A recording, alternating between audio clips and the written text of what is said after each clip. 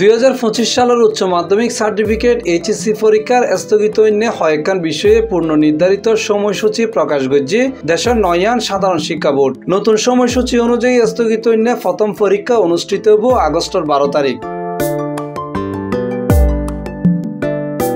বুধবার জুলাই 23 তারিখ বিকেলে মাধ্যমিক ও উচ্চ মাধ্যমিক শিক্ষা বোর্ড ডাহার পরীক্ষা নিয়ন্ত্রক ও আন্তঃশিক্ষা বোর্ড পরীক্ষা নিয়ন্ত্রক কমিটির আহ্বায়ক অধ্যাপক এস.এম. কামাল উদ্দিন হায়দারের সই করা বিজ্ঞপ্তিতে বিষয়গান নিশ্চিত করছে।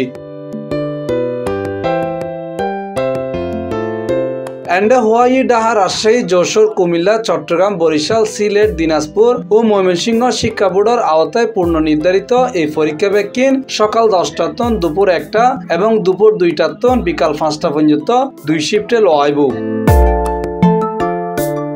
আগস্টের 12 তারিখ সকালে অনুষ্ঠিত হব কুমিল্লা বোর্ডের স্থগিত অন্য পদার্থবিজ্ঞান প্রথম পত্র, হিসাব বিজ্ঞান প্রথম পত্র এবং যুক্তিবিদ্যা প্রথম পত্র পরীক্ষা। C+ TV, Chittagong.